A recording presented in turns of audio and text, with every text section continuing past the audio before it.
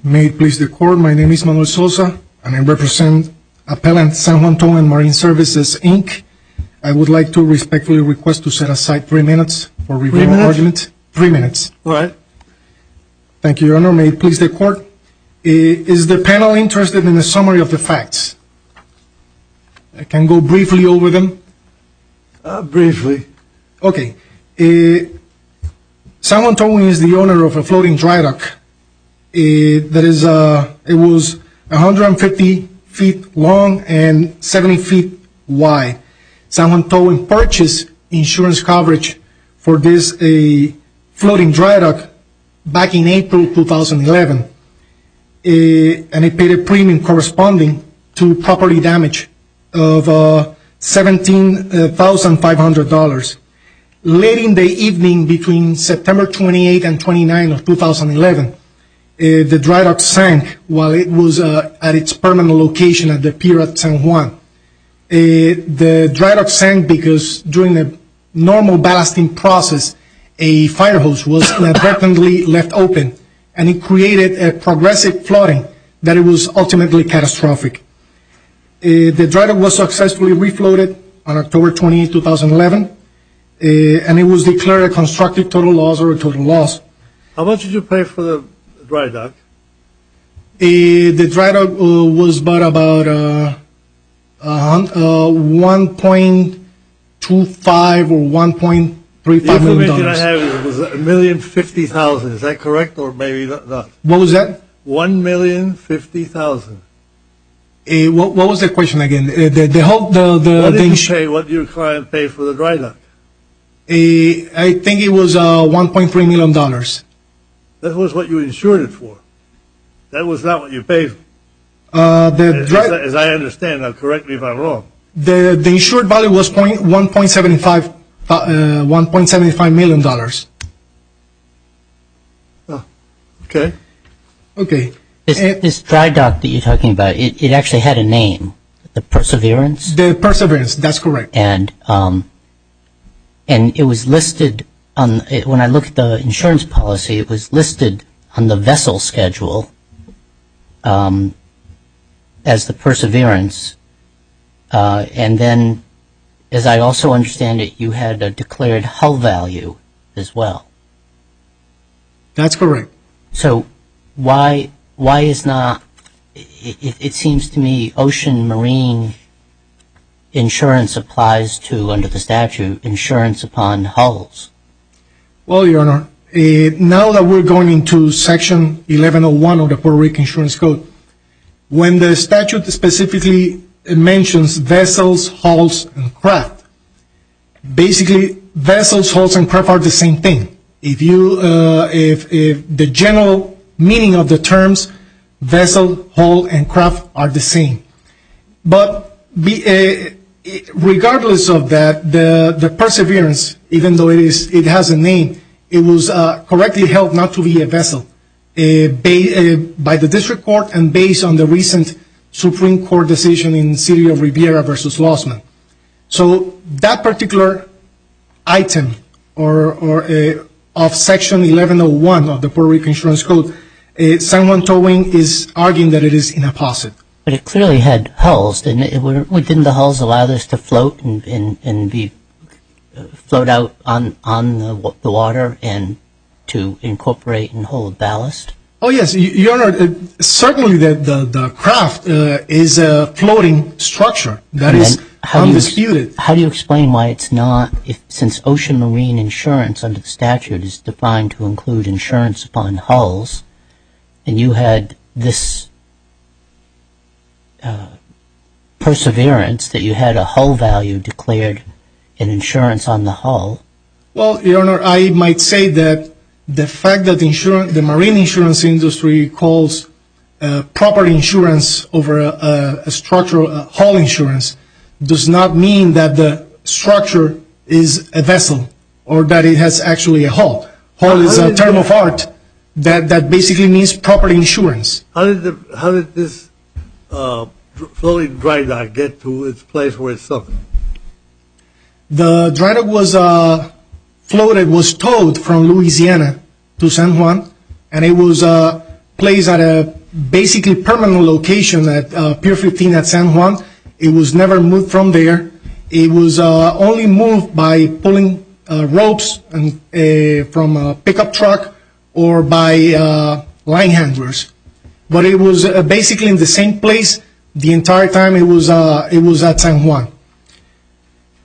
How did it differ from a barge in respect that it was towed there?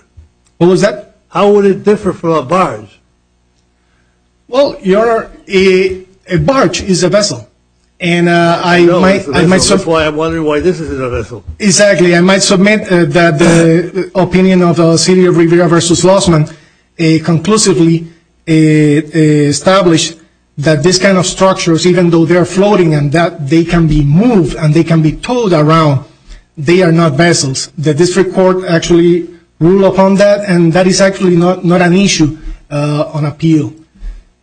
I think I'm wasting your time by asking these questions. So no problem, Your Honor. Get to the point. No problem. Let me ask you something. I mean, the insurance policy itself also has an endorsement which says the Perseverance is a dock. Is that correct? The Perseverance is a floating dry dock. That's correct. That is endorsement number 5. It is what we're referring to as the dry dock endorsement. And San Juan Towing's argument regarding that particular endorsement is that case law has established that when an endorsement is worded in the particular way that this endorsement was worded, that it constitutes a standalone, separate insurance contract that is grafted within that policy. In my preparation for this argument, I run into an example that I think might be useful for the court. This situation involving the standalone endorsement is similar to an insurance policy with a standard mortgagee clause, which is designed to protect the interests of a mortgagee, that regardless of a mortgage or an insured violating or breaching the terms of the policy, the rights of the beneficiary, the mortgagee, are not affected by that because they are, the insurance company has a separate agreement of insurance with that mortgagee. I have the authority to provide the court if they're interested. Could you go back to the endorsement that Yes. Judge Thompson asked you about? That endorsement, when I look at the perils, when you get an insurance policy, you want to be insured against certain types of perils, and that tells us something about the insurance you're getting. If it's professional liability, then you're looking for a professional liability policy. This endorsement insures your clients, the Perseverance, against the perils defined as the perils of the seas, rivers, lakes, harbors, men of war, fire, enemies, pirates, rovers. Why isn't that ocean marine insurance? It sounds like ocean marine insurance. Your Honor, I understand the concerns of this panel, and let me say this. Certainly, there is a marine salty flavor to this case, and San Juan Towing's position is that even if this policy is regarded or deemed to be a marine insurance policy, San Juan Towing's argument is still controlling in the sense that it is premised on the Puerto Rico Federal Relations Act. Section 8 of that act basically is a statement of Congress giving the Puerto Rican legislature power to legislate over marine matters, even contrary to federal maritime law, which is not federal maritime non-statutory law. But Puerto Rico didn't decide because it wanted its shipping industry not to be prejudiced in the international insurance markets, didn't it carve out expressly in 1101 ocean marine insurance from the rules that would otherwise apply to all other types of insurance under Puerto Rico law? Yes. Well, Section 1101 includes an exclusive list of what is ocean marine insurance. And in that list, there is no mention whatsoever of insurance over floating dry docks. Well, insurance over hulls, and we've already agreed that this had a hull. And you got insurance for perils to damage to the hulls on the seas, rivers, lakes, and harbors. So why isn't that expressly under the statute? Actually, Your Honor, San Juan Towing's position is that the word hull means vessel. and that particularly when it is used right after that word, vessels, hulls, and craft, that means the same thing, vessels. Well, So, if it's right after hulls and vessels, it seems to me they're talking about two different things. well, Your Honor, San Juan Towing's argument is based on the general meaning of the word. I understand the concern regarding the doctrine of jus dem generis, but the general sense of the word hull is basically a vessel. So, as I was saying, responding to Judge Callada's concern, certainly the case has a salty maritime flavor, and it is precisely because of that Section 8 of the Puerto Rico Federal Relations Act is triggered, which is the provision that grants the Puerto Rico legislature power to enact legislation contrary to federal maritime non-statutory law. Now, the importance of that issue,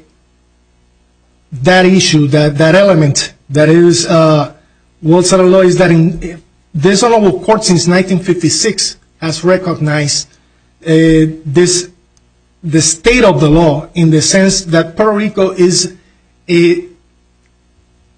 kind of different in the tapestry of marine insurance in the national sense. Of course, the general state of the law has been premised by the decision of Southern Pacific versus Jensen, and that decision elevated maritime law to the same place as federal statutory law. And under the Supremacy Clause, of course, that should be preeminent over any inconsistent state law. That is the general state of the law. San Juan Towing's position is that there is an exception, and that exception has been recognized by the Garrido decision of this honorable court since 1956. Let me interrupt you, because I don't understand anybody, the court below or the other side, to be disputing the fact that Puerto Rico could have said that the same laws that apply to all other insurance will apply to ocean marine insurance. But instead, Puerto Rico, the Commonwealth, said exactly the opposite. They wrote in 1101 and said, so why isn't that defeat your whole argument? Your Honor, I see my time is up. You can answer the question. Thank you very much.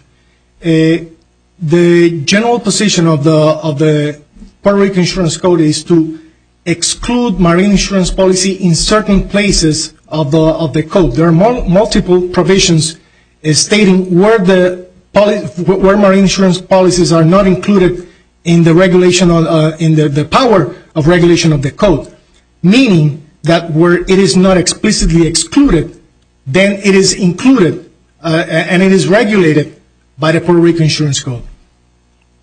Thank you. Thank you. Mr. Carver, good morning. Good morning, Your Honor.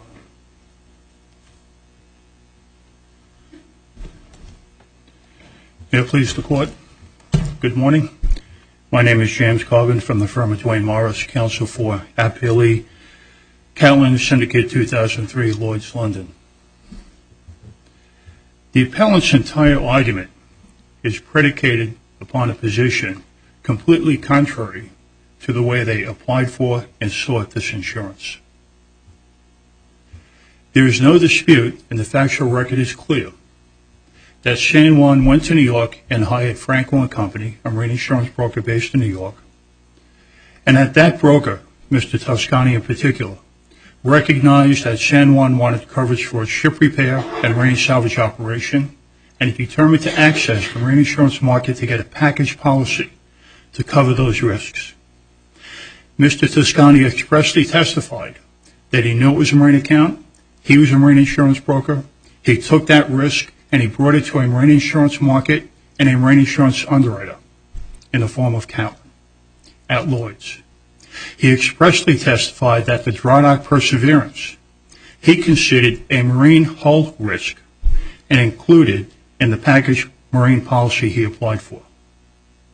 The position that San Juan has argued in this case throughout is directly contrary to their own conduct and their agent, Franco's conduct, in securing, seeking, and procuring the insurance.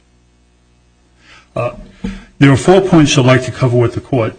But before I do that, Your Honor had a couple of questions, and I think I can clarify them for the court before I move on. First, the purchase price of the Perseverance when San Juan first acquired it was $1,050,000. They invested $100,000 to $200,000 supposedly in repairs, bringing up their out-of-pocket, if you will, to roughly 1.3. Initially, they insured it for 1.5 and then escalated the insurance to $1.75 million before they first went to Catlin seeking the insurance from Catlin. At the time they asked for the insurance from Catlin, they sought $1.75 million insurance, represented that was the value, and that's what Catlin agreed to. Your Honor also asked a question about what is the difference between this dry dock and a barge. It's a very good question. And the marine architectural experts that testified in this case commented upon that similarity as opposed to a difference. Basically, they said this dry dock is nothing more than a barge with wing walls. It's a flat, dumb barge. You have the dimensions. There are underdeck, supposedly watertight compartments, and on the sides of the barge are two wings. The barge also has pumps on it, because the purpose of a floating dry dock is to be submerged, allow a vessel to float into the dry dock, and then pump the water out of the underdeck compartments and raise it. Very similar to a barge. If you took the wing walls off, it will look exactly like a barge that no one disputes is marine hull insurance and subject to marine insurance and the exemption of 1101 in the Puerto Rican Code.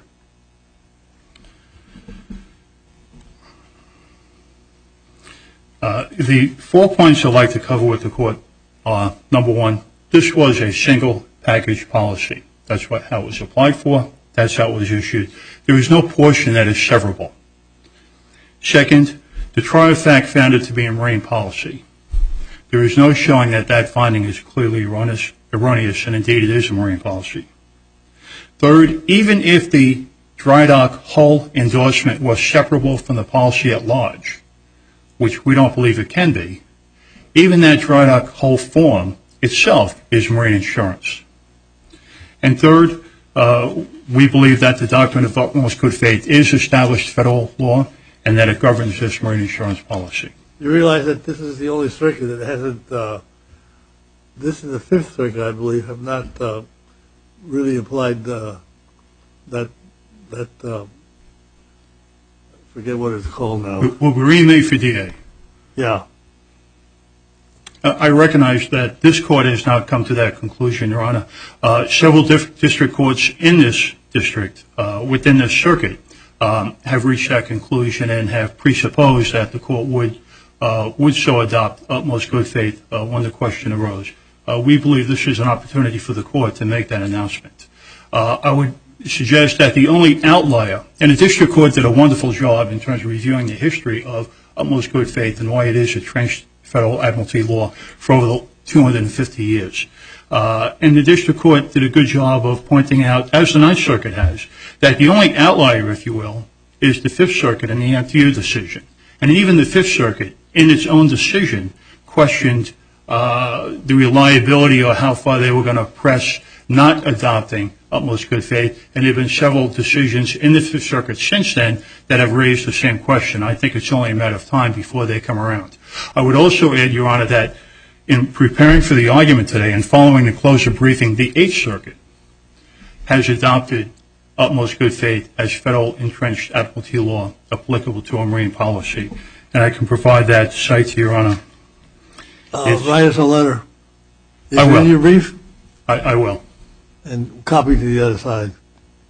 I'm sorry, no, it is not in our brief because it was decided after the briefing. Write us a letter notifying the other side. You have 10 days. Yeah, absolutely, Your Honor. Thank you. In thinking through this utmost good faith, does the insurance company have any kind of obligation from the start to do any type of due diligence before it issues a policy? The appellant's assertion is that there was no application, there was no retrieval of information about this, however we choose to define it?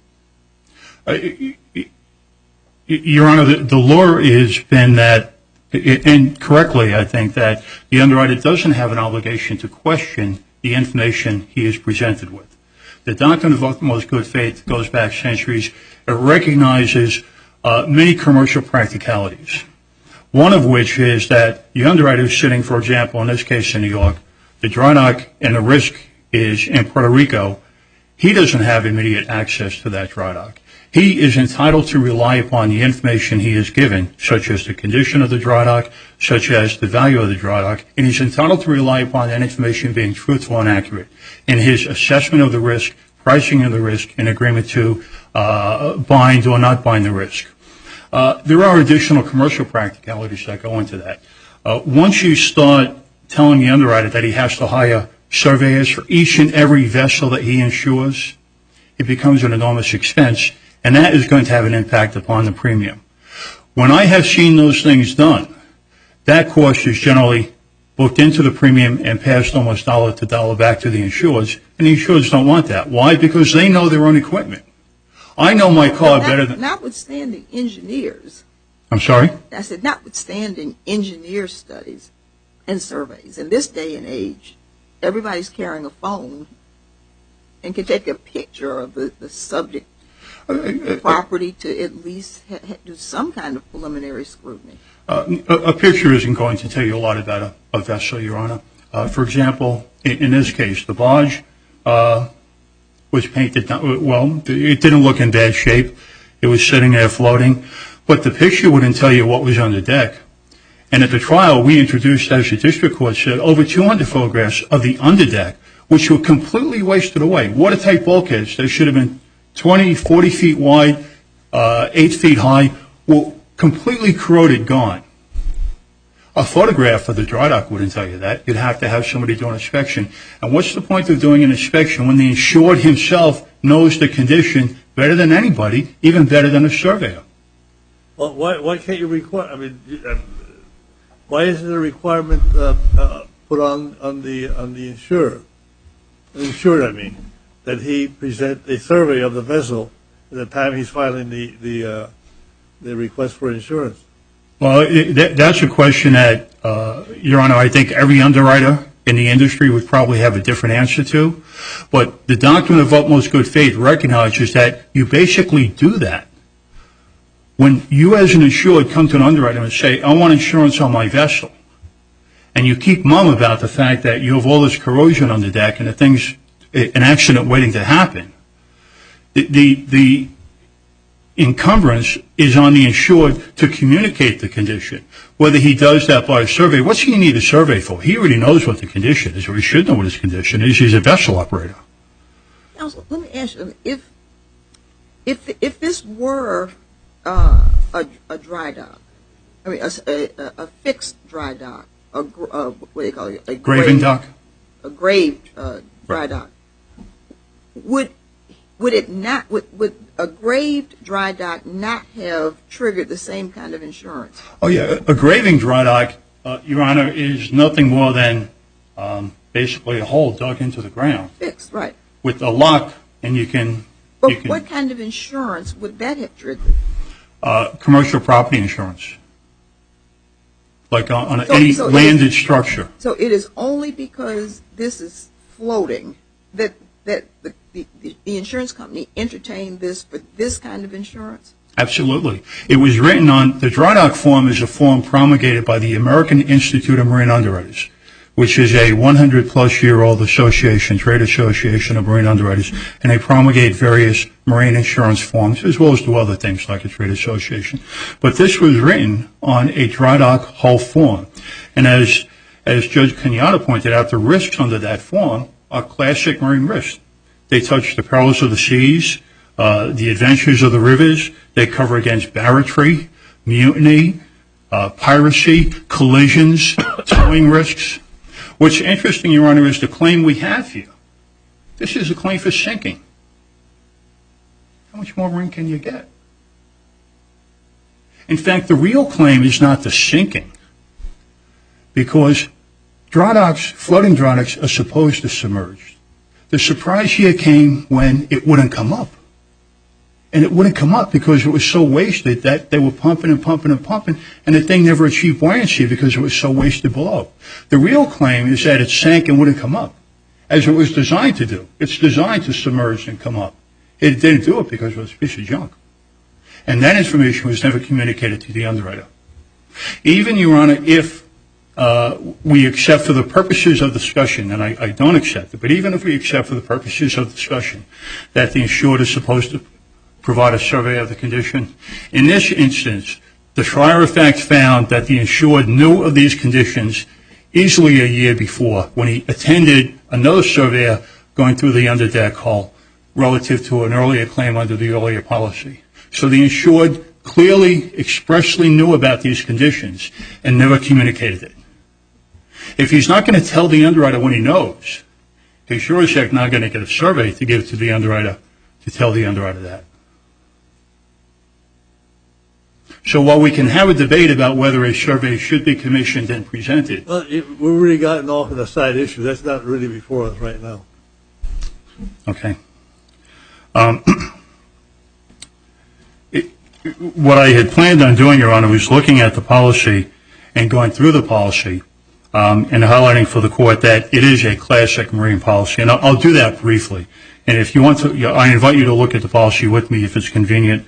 The policy begins on page 117 in the appendix. It covers the business of the insured vessel repair marine salvage. The coverage is hull, protection and indemnity, inclusion and towage liability. Counsel? I think Judge Kayada wants to ask. I think we can read the policy pretty well. So instead of reading it to us, is there any evidence in the record on the effect, if we were to declare that floating dry docks are not subject to admiralty law, they're not ocean marine insurance, and what impact, is there any evidence of the impact that would have on the ability to insure dry docks in Puerto Rico? Oh, yeah. Where are they going to get it insured? If they can't go to the marine market, who's going to, a property underwriter is not going to pick up a floating risk.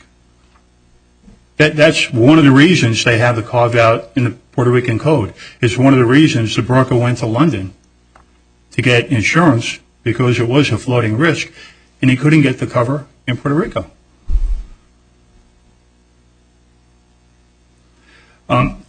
With respect to the description of the coverage in the policy that I was reading, I would highlight, and I believe Your Honor made this observation, that this squares entirely with the exemption in the Puerto Rican Code, Section 1101. So the description of the coverage, and in fact the coverage provided in the policy, is exactly what 1101 exempts. Another point I want to highlight in the policy is, again, as Your Honor recognized, the Perseverance dry dock is listed in the vessel schedule. The dry dock form is a hull insurance form. It protects the hull. But the dry dock is also covered under the policy for protection and indemnity. When we look at the vessel schedule, the dry dock Perseverance is scheduled for hull coverage. That's the dry dock form. And it's also scheduled for protection and indemnity coverage, which is marine liability coverage for the owner-operator of a vessel. P&I coverage, as in hull coverage, again, is squarely exempted in Section 1101 from the Puerto Rican Code. The P&I coverage is provided in the policy on page 128, and it's the same coverage that is provided for the tug. So the P&I liability coverage afforded to the dry dock is identical to the coverage afforded to the tugboat, and there's no dispute that a tugboat is a hull or a vessel. I see my time is up. I will defer to our papers. Thank you, Your Honors. Thank you. Mr. Sosa, I think you have 3 minutes. Thank you, Your Honor. Let me address some concerns that the court has expressed.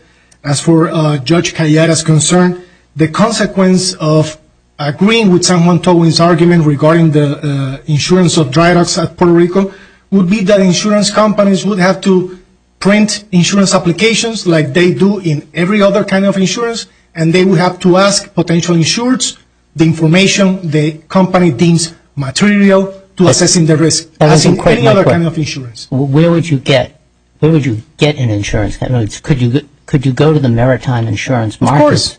Of course. The Puerto Rican Insurance Code does not forbid a Puerto Rican client to look into a foreign or market or a market dealing with oil and gas or marine insurance. That is not forbidden by the code. The question I asked Mr. Carbon was whether there was any evidence in the record that would show that, for example, maritime insurance is available in a jurisdiction that did not have the carve-out of 1101 that Puerto Rico's had? In other words,